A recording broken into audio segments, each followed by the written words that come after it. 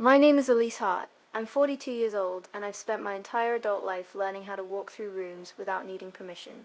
I built my career from a broken starting point.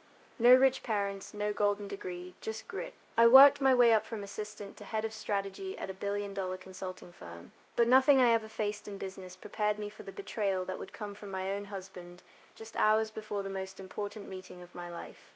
Darren had always been charming, supportive, even at least in the early days. But somewhere along the way, the applause for my success turned into quiet resentment. He stopped asking about my work, started making jokes about corporate robots and cold women in suits. At first I excused it as insecurity, but deep down I felt it, the sting of someone who couldn't celebrate me because they were too busy measuring themselves against me. The morning of my pitch to the board of Trident Global, a contract that could triple my firm's revenue and change my life, he woke up before me.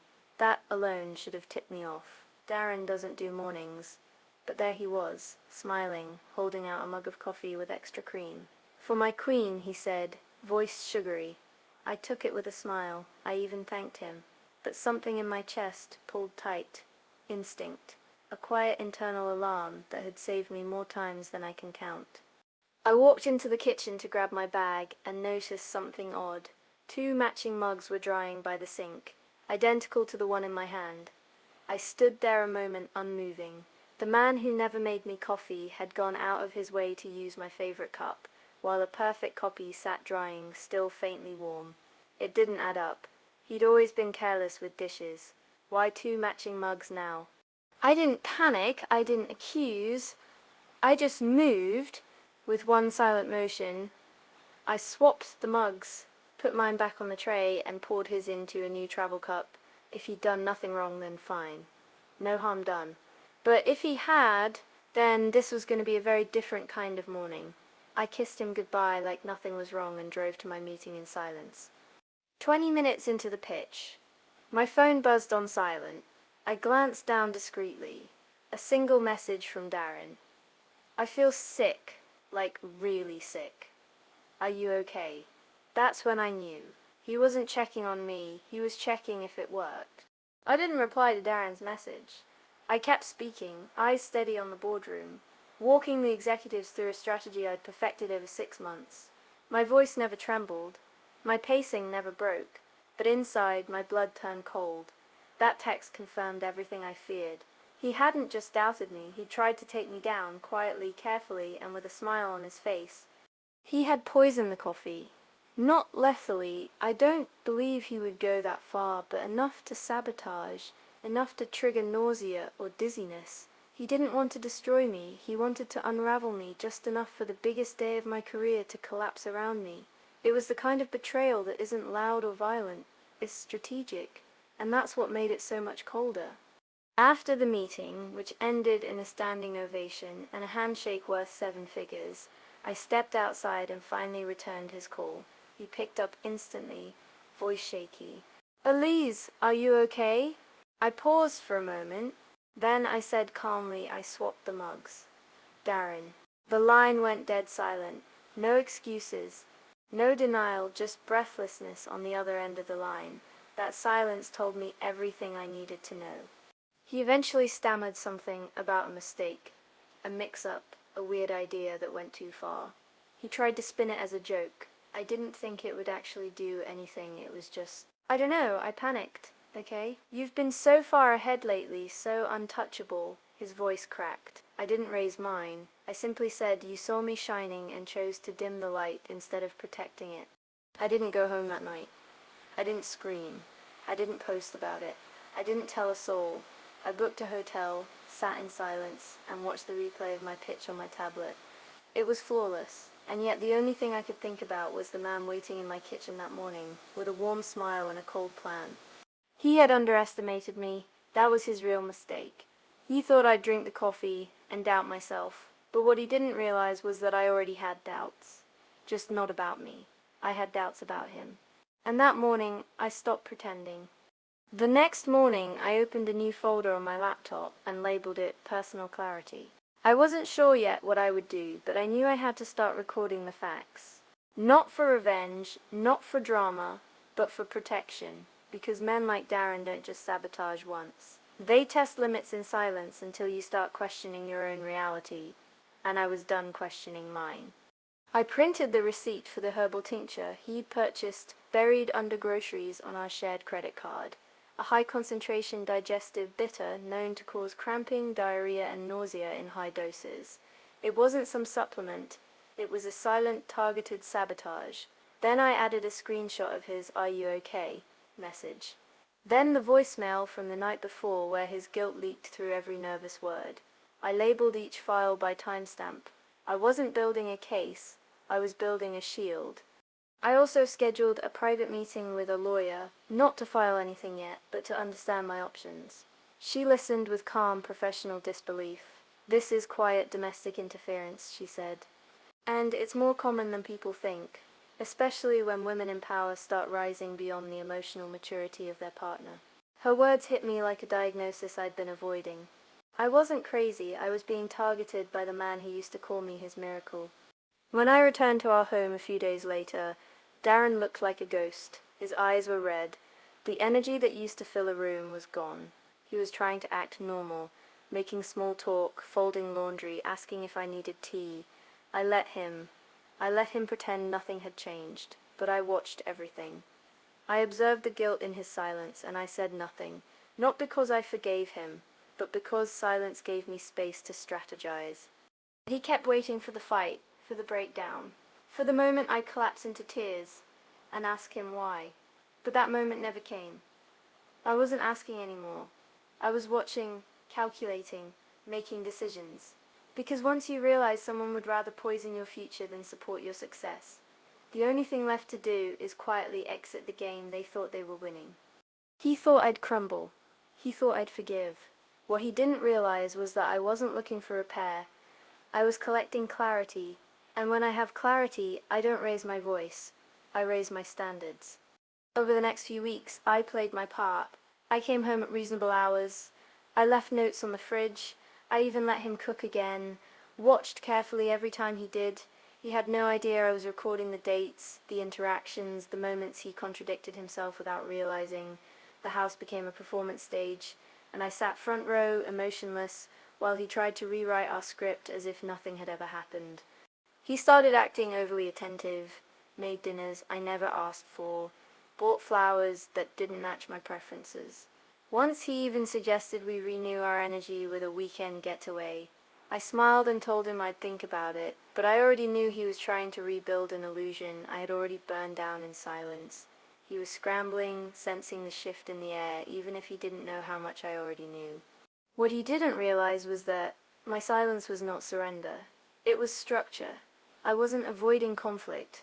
I was building my exit like a blueprint, quietly moving finances, contacting my firm's legal counsel to ensure protections over shared assets, separating my digital life, changing passwords, rerouting my mail. It was surgical, not emotional, because when someone poisons your trust, you don't argue. You operate. He kept looking for signs of forgiveness, bringing up "when we get through this" as if this was just a rough patch. But I had stopped speaking the language of we. I was already on the other side of goodbye, he just hadn't heard it yet. One night, I came home late after drinks with a colleague. Durin was waiting at the table, 2 glasses of wine poured.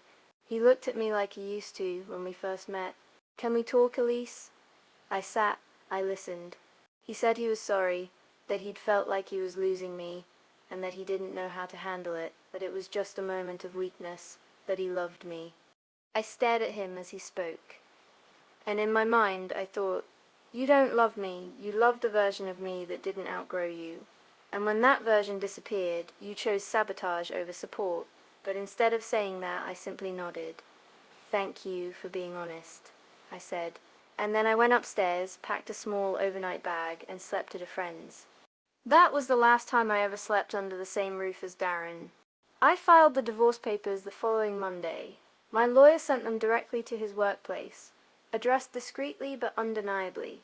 I didn't wait for a dramatic confrontation. I didn't leave a note.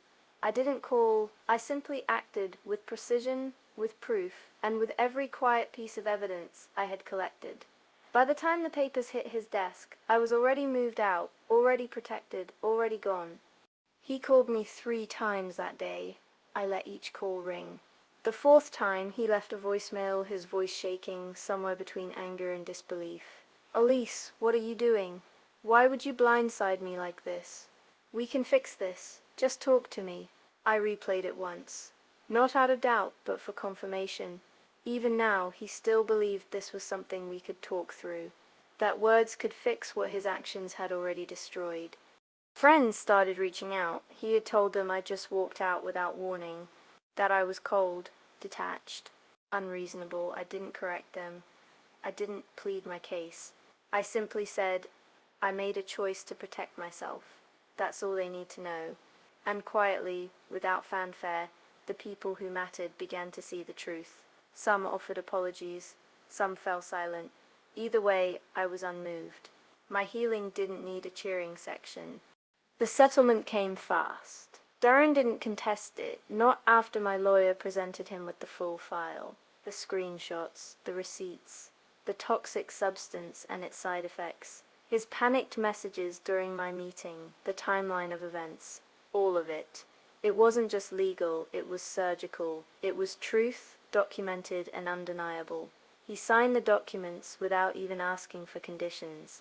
His final words were, "You really planned all this, didn't you?" Yes, I did. Because real power doesn't announce itself, it prepares quietly, it watches patterns, it collects truth, and when the time is right, it leaves without slamming the door. Just a quiet click, followed by freedom. And that's what I had now. Freedom. It took time for the noise to fade. Even after the paperwork was done, I could still feel the residue of the life I'd left behind, the tension in my body, the instinct to check the door twice, the habit of explaining myself before anyone even asked. Those weren't just wounds, they were muscle memory from years of walking on ground that was always quietly shifting beneath me. But now the ground was still, and in that stillness I started to hear myself again. I moved into a small loft across town. Minimalist, quiet, light-filled, the kind of space where you can breathe without shrinking. Every morning felt like an exhale. No passive-aggressive comments over coffee. No walking on eggshells. Just music, sunlight, and the voice in my head getting stronger by the day. I started writing again. I started laughing more. I started doing things without permission and realized how many of them I had unconsciously stopped doing just to keep the peace. One afternoon, I ran into an old friend who hadn't heard about the divorce. She asked gently, "What happened?" I thought about giving her the easy version, but I looked her in the eye and said, "He tried to sabotage me, quietly, sabotally. I saw it, I stopped it, and I left." Her eyes widened, not in judgment, but in recognition. "You're braver than most," she said. I shook my head. I was just done shrinking. That's the truth. I wasn't trying to be brave. I was just finally being done. The pitch I delivered the morning of his betrayal, it didn't just land, it changed everything. The firm gave me a partnership offer. I accepted it, not because I needed more money or prestige, but because I had earned it on my own terms. No strings, no sabotage, just success, born from clarity and delivered in peace. I never spoke to Darren again. He sent one letter, long, emotional, full of half-confessions and vague promises. I didn't respond. Not because I was angry, but because healing requires boundaries, and some doors once closed aren't meant to reopen. I didn't need revenge. I didn't need closure. I had the one thing he tried to take from me, control. And now I use it carefully, not to prove myself, but to protect my peace. Months passed, and life didn't just return, it evolved. I wasn't the same woman who smiled politely through discomfort. I had new eyes now. I noticed things quicker. Energy, intent, the way people speak when they think you're too tired to notice. And I no longer tolerated anything that felt like slow frasier. Whether it came from a colleague, a friend, or a stranger, I met it with silence and space. No explanation, just exit. At work, I led one of the largest account restructurings in the firm's history. The client was difficult, the stakes were high, but I didn't flinch. And when we closed the deal, the CEO pulled me aside and said, "You're the calm in the chaos. You don't just lead, you anchor." I smiled. because what he didn't know was that my strength wasn't born in the boardroom. It was forged at a breakfast table with 2 matching mugs. The story of what Darren did never became public, not because I protected him, but because I protected myself. I didn't want my legacy to be built on what I escaped. I wanted it to reflect what I created in spite of it. That's a different kind of power. The kind that doesn't shout, the kind that doesn't need revenge headlines to validate it. I began mentoring young women in the company, teaching them not just how to negotiate contracts, but how to read silence, how to trust their intuition, how to spot the red flags that don't wave but whisper, because that's what nearly got me, those whispers, and I wanted to make sure no one else mistook quiet sabotage for affection again. One evening, after a long strategy session, I found myself alone in the office, watching the city lights flicker below. I thought about how far I'd come. Not just professionally, but personally. The girl who once believed loyalty could heal anything had become the woman who understood that some love is a leash in disguise, and I had unhooked it. No fanfare, no flames, just the quiet, steady rhythm of a woman who chose herself completely. There's a specific moment in healing when you realize you're no longer flinching. Not when someone raises their voice. Not when someone asks too many questions. Not when someone gets too close. You just exist, steady, present, grounded. And that moment came to me one afternoon as I stirred my own coffee, alone, in my loft, the sun pouring through the windows. I wasn't checking for strange tastes. I wasn't second-guessing kindness. I was simply sipping, safe in the silence I created. A friend once asked me if I wished I'd never met Darren. I told her no. I don't regret loving him. I regret excusing him. Because sometimes the people who teach us the most about power are the ones who try to take it away. And without that betrayal, I may have never stopped playing small just to be palatable. I may have never stepped fully into the woman I was always meant to become. He will never understand what he broke. Not really. And I no longer need him to. Because what he tried to damage didn't stay broken. It was rebuilt, sharper, stronger, quieter. And that's the part no one prepares you for when you stop surviving and start thriving in the space they never expected you to reclaim. The new chapter of my life doesn't involve revenge, it involves alignment. I drink my coffee slowly now. I trust my instincts without shame. I protect my peace like it's sacred, and I never again stay where I have to doubt what's in the cup, or the hands that offered it. To any woman reading this, who feels like she's doubting herself more than she should, you're not crazy. Your body knows before your mind does. Listen, document, prepare. Then leave, not loudly, but completely. Because nothing is more terrifying to those who wanted to control you than watching you walk away, calm, brilliant, and absolutely unstoppable.